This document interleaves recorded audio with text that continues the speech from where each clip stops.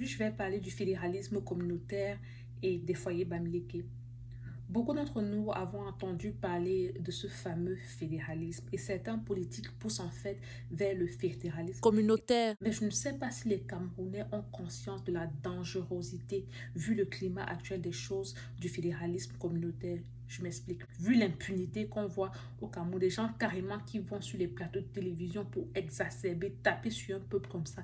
Des gens qui posent des actes vont détruire les biens des autres sans que le gouvernement ne lève un petit doigt.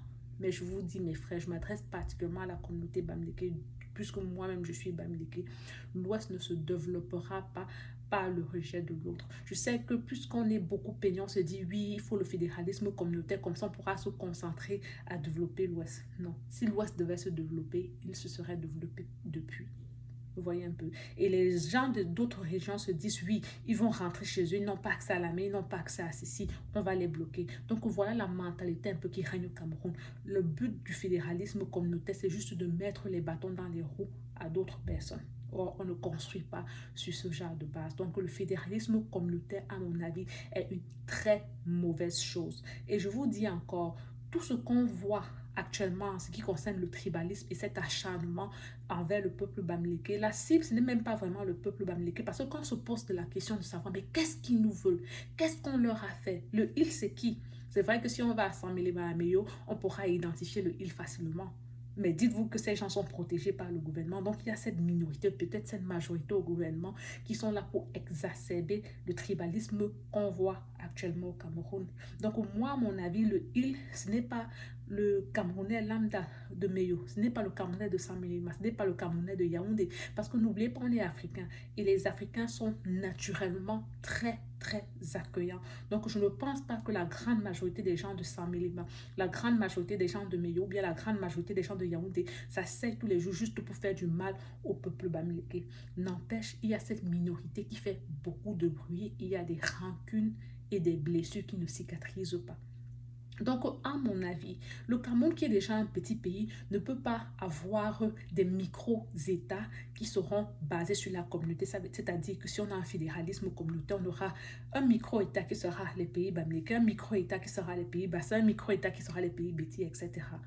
Non, on n'a pas besoin de ça. Le Cameroun a juste besoin de la bonne gouvernance. On aura la bonne gouvernance. Si les politiques jugent qu'on a besoin d'un fédéralisme, on aura un fédéralisme, mais certainement pas basé sur la communauté. Pour l'instant, je suis très heureuse de la réaction que le peuple bamileke a envers toutes les attaques qu'on voit parce qu'on est resté très calme.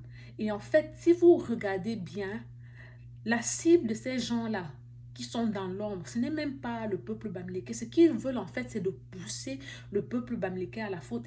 Et la cible, c'est le professeur Maurice Kamto. Donc, on va rester concentré. Et ceci m'amène à mon deuxième point, les foyers bamileke. La raison pour laquelle je parle des foyers bamileke, il nous faut des foyers bamileke en diaspora, dans chaque pays de la diaspora.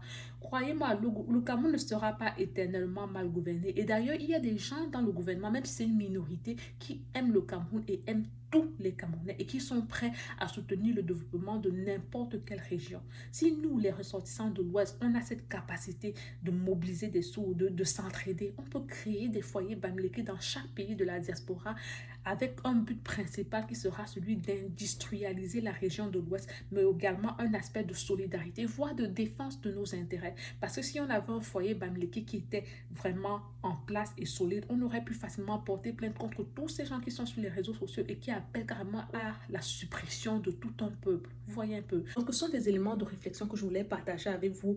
Et je sais que ensemble, et je sais que beaucoup d'entre vous, la plupart d'entre vous sont dans des associations et je vous prie d'en parler pour qu'on commence vraiment à faire des choses concrètes et qu'on mette ensemble un foyer bamileke qui aura pour but la construction, l'industrialisation de l'Ouest et qui aura un volet de solidarité. Donc, je vais finir sur cette touche-là et je vais demander une fois de plus à mes frères bamileke de nous apaiser. Il n'y aura pas de rancune. On aime tous les Camerounais. L'Ouest ne pourra jamais se développer si le Cameroun n'est pas stable. Donc, voilà les éléments de réflexion que je voulais partager avec vous. Merci.